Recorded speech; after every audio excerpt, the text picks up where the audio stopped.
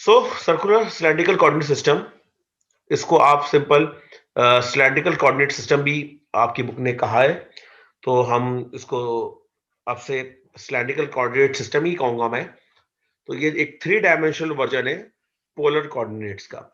Polar coordinates आपने जो आपके प्री रिक्विजिट कोर्सेस उसमें पढ़ा था कि जहां पे आपके पास कोई वेक्टर पोजीशन वेक्टर स्पेस के अंदर आर होता था और वो विद एंगल उसका जो थीटा बना रहा था, आप उसको आर थीटा से रिप्रेजेंट कर रहे होते। वहां पे वो 2D में होता था, यहाँ पे कि 3 डायमेंशन के अंदर इस कोऑर्डिनेट सिस्टम को हम एक्सप्लेन कर रहे होते हैं। लेट्स सपोज आपके पास कोई वेक्टर है पॉइंट पी के ऊपर जो रिप्रेजेंट कर रहा है, और उसके जो कोऑर्डिनेट सिस्टम अगर हमने डिफाइन करने हैं सर्कुलर सिलेंड्रिकल कोऑर्डिनेट सिस्टम में, तो उसके अंदर 3 पैरामीटर्स आपने कंसीडर करने होते हैं। सबसे पहले आप उस पॉइंट से एक परपेंडिकुलर ड्रॉ करते हैं एक्स वाई प्लेन के ऊपर, जिसको हम कहते हैं जी, जेड या जी, और ये होता है लेंथ ऑफ द सिलेंडर, आप इसको कह सकते हैं, या हाइट ऑफ द सिलेंडर। और ये जो पॉइंट पी से जो क्यू, सॉरी मैंने इसको पी लिख दिया है, ये क्यू होता है जो foot of the perpendicular of the P पे होता है, और ये एक्स वाई प्लेन के ऊपर लाई करना चाहिए। ये आपकी वाई एक्सिस है और ये एक्स एक्सिस। अभी मैं आपको ड्रॉ करना सिखा रहा हूं किस तरीके से ये हम इसके जो कोऑर्डिनेट्स हैं उनको कंसीडर करेंगे।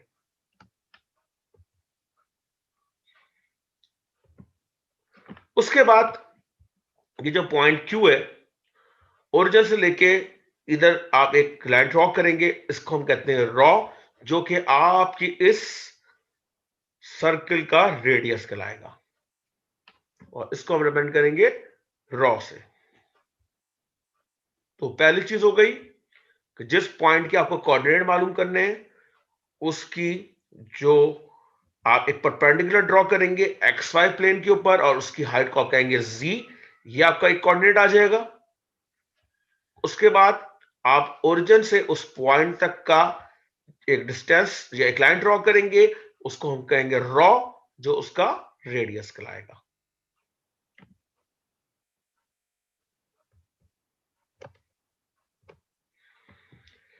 थर्ड चीज, जो आपने ये रेडियस की लाइन ड्रॉ करी है, उसके और एक्स एक्सिस के दरमियान, या एक्स एक्सिस और रॉ के दरमियान जो एंगल है फाई।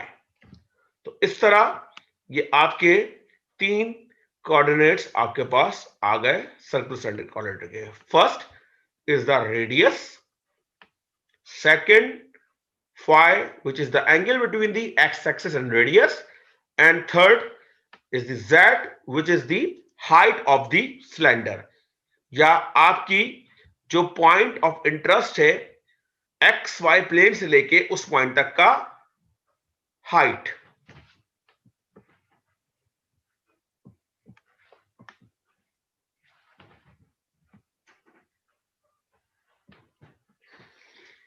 लिमिट्स की बात कर लेते हैं अपने तीनों कोऑर्डिनेट्स की।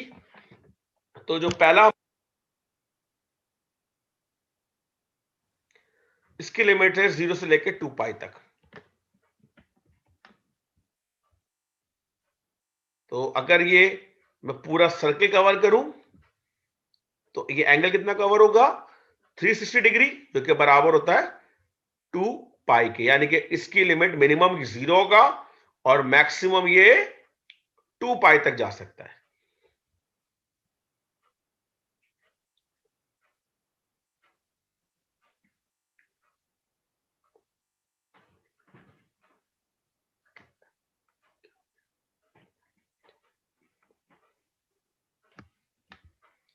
सेकंड, आपके पास रॉ, जो कि सिलेंडर का रेडियस है, इसकी लिमिट है 0 से लेके इंफिनिटी तक।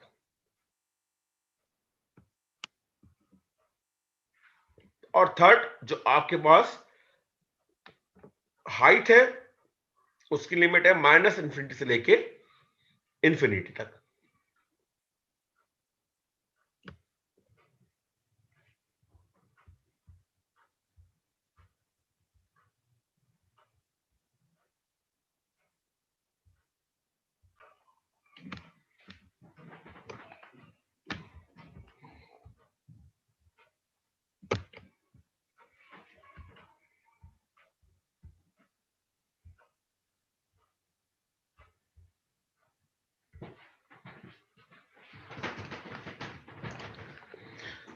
आप स्टूडेंट्स, आपको याद होगा जब हमने अपनी रेक्टेंगुलर या कार्टेशियन कोऑर्डिनेट किए थे, तो वहां पे हमने तीन जो ना वो प्लेन्स को कंसिडर किया था। एक थी एक्स वाई प्लेन जिसपे जेड की वैल्यू कांस्टेंट थी,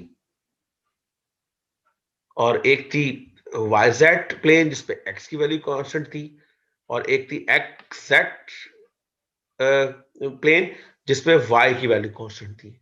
इसी तरह यहां भी तीन प्लेन्स हैं।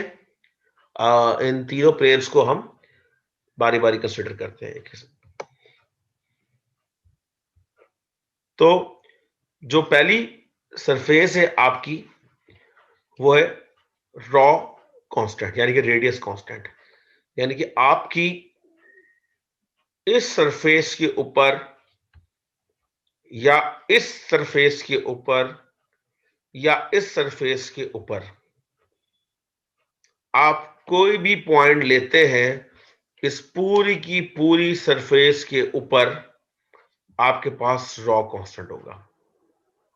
फाई चेंज हो रहा होगा, जी चेंज हो रहा होगा, लेकिन जो आपका रॉ है वो कांस्टेंट रहेगा।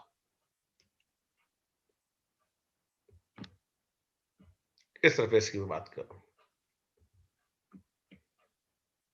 तो इस तरह पूरा एक सर्कुलर आर्क के अंदर आप घूमते रहेंगे, आपका जो रॉ है वो, या जो रेडियस है वो कांस्टेंट रहेगा।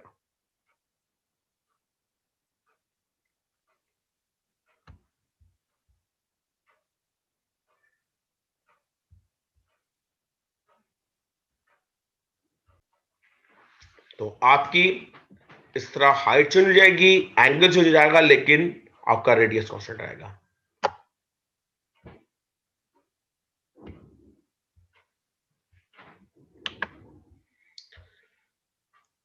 सेकंड जो प्लेन है आपके पास, वो ये वाली प्लेन है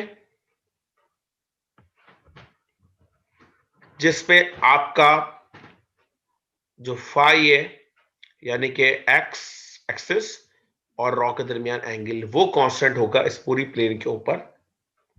लेकिन आपकी जेड की वैल्यू इस पूरी किसी चेंज हो रही होगी, और इसी तरह आपका रेडियस भी इस प्लेन के ऊपर चेंज हो रहा होगा।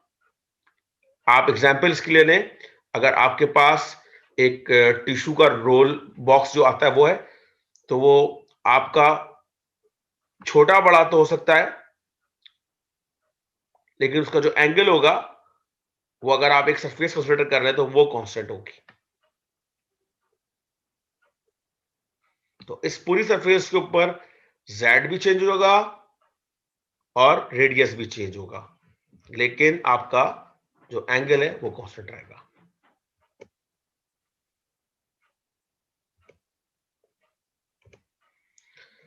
थर्ड सरफेस आपकी ये जी सरफेस है जिसपे जेड कांस्टेंट होगा, यानी कि आपका रेडियस भी चेंज होगा इस प्लेन पे, और आपका एंगल भी चेंज होगा। सही है। यानी कि अगर पॉइंट आपका यहां आ गया इस एक्सिस के ऊपर, तो ऐसी बात है एक्स एक्सिस का उसका एंगल कम कवर होगा। यहां आ गया तो बढ़ जाएगा, यहां आ गया और बड़ा हो जाएगा। यहां ऊपर हाइट पे आया, लेकिन हाइट आपकी यहां पे सेम है।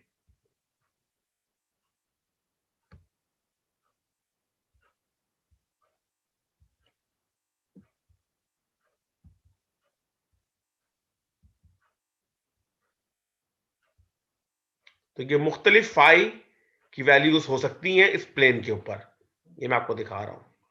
और इसी तरह मुख्तलिफ रेडियस की वैल्यू भी हो सकती हैं।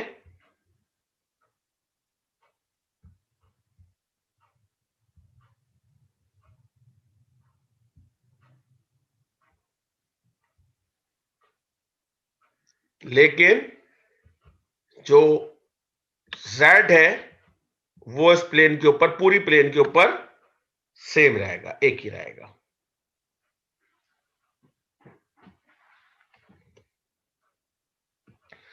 ये इन तीनों प्लेन्स को मैंने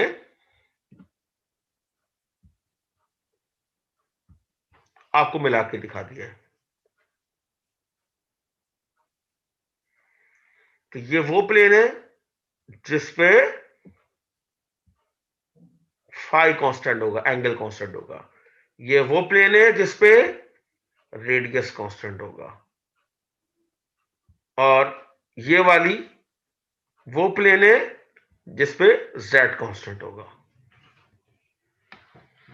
now consider any point as the intersection of three mutually perpendicular surfaces. ये तीनों जो सरफेसेस है एक दूसरे में परपेंडिकुलर है, और जो इनका इंटरसेक्शन होगा वहां पे कोई भी पॉइंट आप डिफाइन कर सकते हैं।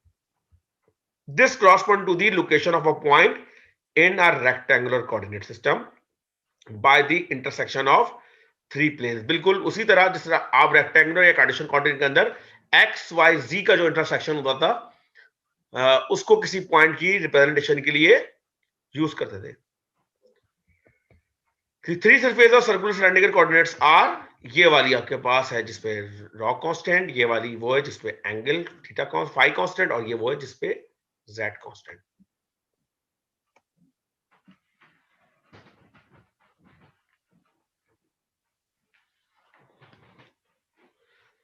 अब मैं आपको रिलेशनशिप बताने जा रहा हूं सिलेंड्रिकल और रेक्टेंगुलर कोऑर्डिनेट्स या वेरिएबल के दरमियान। सबसे पहले मैं आपको बताता चलूं, बिल्कुल जिस तरह हमने रेक्टेंगुलर कोऑर्डिनेट में यूनिट वेक्टर पढ़े थे ax, ay और az, which are the unit vector along x axis, y axis and z axis respectively। इसी तरह यहां पे हमारे पास जो सर्कुलर सिलेंड्रिकल कोऑर्डिनेट्स है उसके भी तीन यूनिट वेक्टर हैं। एक है a raw which is the unit vector along the raw, a phi which is the unit vector along the phi, and az which is the unit vector along the z।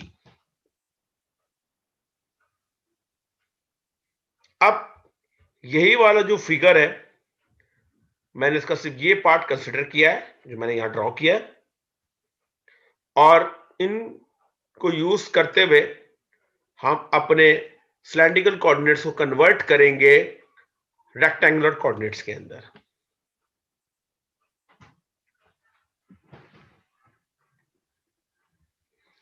तो now only we have consider x y plane.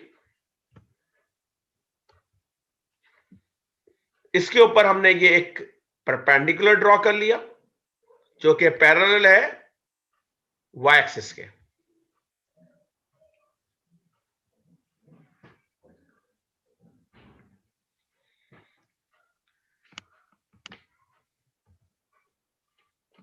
और एक perpendicular हमने बिल्कुल x axis के parallel पर जो ना draw कर लिया है।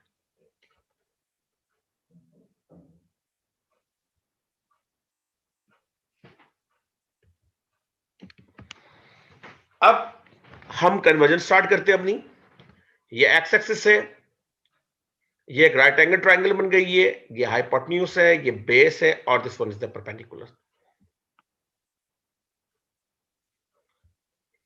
तो cos फाई आपके पास बराबर होगा बेस अपॉन हाइपोटेन्यूज के। तो बेस आपके पास है x के बराबर और हाइपोटेन्यूज बराबर है आपके पास रॉ के बराबर। तो cos फाई हो गया x अपॉन रॉ, और उसको क्रॉस मल्टीप्लाई कर लिया तो x is equal to rho cos phi. तो ये आपका रेक्टेंगुलर का x कोऑर्डिनेट आ गया in terms of cylindrical coordinates की टर्म में। सिमिलरली साइन फाई बराबर होगा परपेंडिकुलर अपॉन हाइपोटेन्यूज। तो यहां पे ये जो परपेंडिकुलर है ये इस y के बराबर है, तो y upon raw, cross multiply कर लिया इसको तो y आ गया रॉ साइन फाई। तो ये आपके पास आ गया आपका रेक्टेंगुलर या कार्टेशियन कोऑर्डिनेट का y component in terms of cylindrical coordinate. अब बात रह गई z की, तो z के बराबर ही है क्योंकि उसके अंदर कोई एंगल नहीं है। z is a simple height from xy plane. तो ये तीनों हमने अपने जो सिलेंड्रिकल कोऑर्डिनेट्स थे उनको कन्वर्ट कर दिया रेक्टेंगुलर या कार्टेशियन कोऑर्डिनेट्स के अंदर।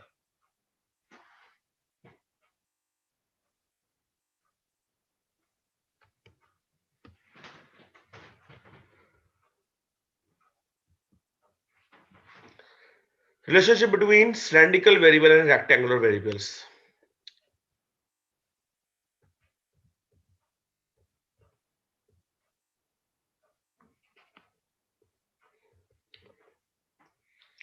अब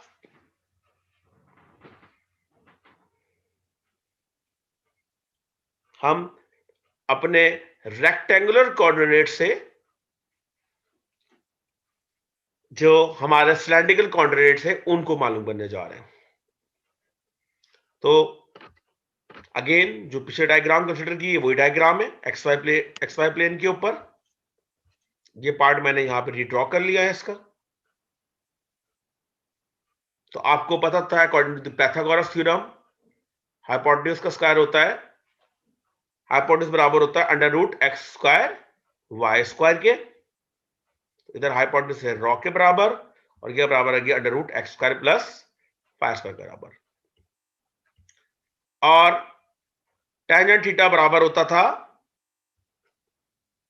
परपेंडिकुलर अपॉन हाइपोटेन्यूज, तो फाई परपेंडिकुलर अपॉन बेस, तो फाई बराबर हो गया tangent inverse y upon x और z के बराबर रहेगा।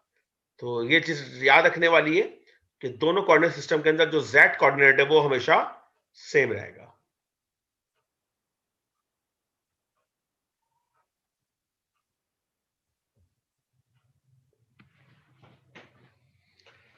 वेक्टर प्रेजेंटेशन आपको याद होगा, रेक्टेंगुलर वेक्टर्स के अंदर हम लिखते थे कि वेक्टर ए कोई, तो वो बराबर होता है a x into small a x जो यूनिट वेक्टर होता था उसका, और इसी तरह a y into unit vector along the y axis, और इसी तरह a z into unit vector along the z axis.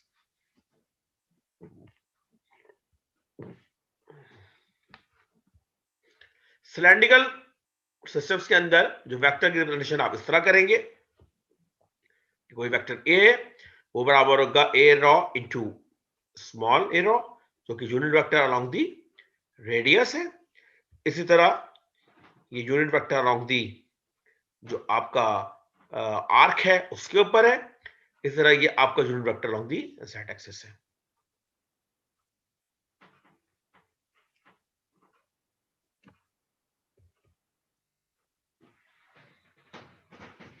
Differential length, तो डिफरेंशियल लेंथ हम किस तरह फाइंड आउट करेंगे?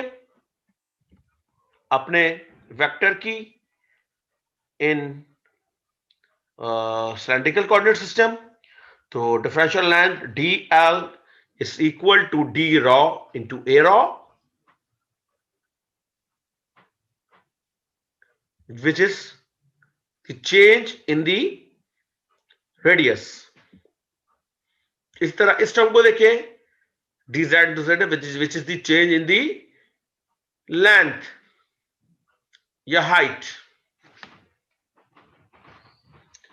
अब ये मैंने यहां पे ब्लैक बॉक्स बनाया है क्योंकि लेंथ है तो डायमेंशन एक ही होनी चाहिए। तो ये पहला कोऑर्डिनेट भी आपकी डायमेंशन इसकी लेंथ की डायमेंशन है, ये वाला भी जो कोऑर्डिनेट है इसकी डायमेंशन भी लेंथ की डायमेंशन है, लेकिन बीच में ये क्या था एंगल, और एंगल की डायमेंशन लेंथ नहीं होती। तो इसके लिए हमने ये फार्मूला है angle is equal to arc upon radius, और चेंज इन एंगल बराबर होता है डी फाई के आर्क और रेडियस बराबर है रॉ के, और ये हमने क्रॉस मल्टीप्लाई करके यहां से निकाल ली arc rho into d phi. अब आर्क जो आपकी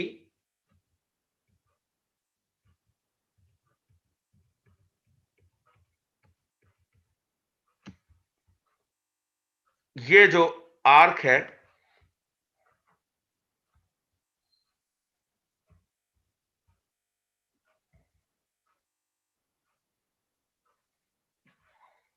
अब बजाय इसको हमने एंगल में लेने के, इसको हमने डिस्टेंस में ले लिया आर्क लेंथ के अंदर।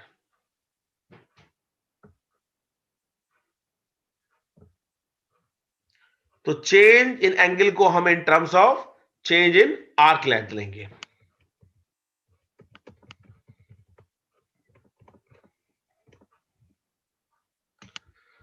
तो ये हमने यहां सब्स्टिट्यूट कर दिया।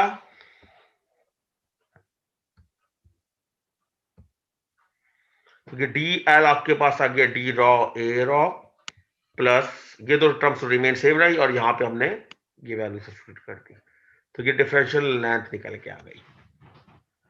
अब एट डिफरेंशियल सरफेस, तो डिफरेंशियल सरफेस के अंदर अगर हम इन the direction of A raw consider कर रहे हैं, डिफरेंशियल सरफेस या डिफरेंशियल एरिया, तो जो हमारी लेंथ वाली टर्म है, इसके अंदर से जिस टर्म के अंदर रॉ इन्वॉल्व है वो एलिमिनेट हो जाएगा, और बाकी जो रिमेनिंग है उनका प्रोडक्ट आ जाएगा। इसी तरह अगर in the direction of a five ले रहे हैं, तो ए फाइव वाली टर्म पूरी एलिमिनेट हो जाएगी, और रॉ और डी सेट दोनों आपस में मल्टीप्लाई हो जाएंगे। इसी तरह अगर surface area in the direction of z ले रहे हैं, तो इसके अंदर आप थर्ड टर्म को एलिमिनेट कर देंगे, और पहली दो जो टर्म इन्वॉल्व है उनका प्रोडक्ट यहाँ पे हम ले लेंगे in the direction of z. तो इस तरह आपके पास differential surface in the direction of rho, in the direction of phi और in the direction of z, ये तीनों निकल के आ जाएंगे। तो बहुत सिंपल सी टेक्निक है कि आपने जो डिफरेंशियल लेंथ है उसके रेफरेंस से ही इसको याद कर लेना है। सिंपल।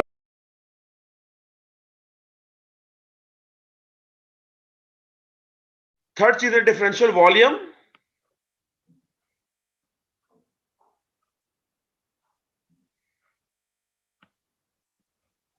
ये आपका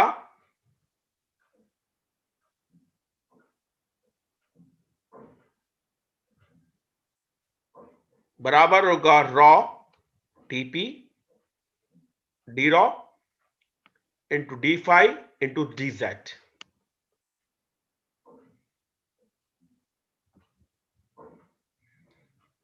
raw D five P raw और डी जेड, इन तीनों का हम मल्टीप्लाई करेंगे तो आपके पास आ जाएगा डिफरेंशियल वॉल्यूम।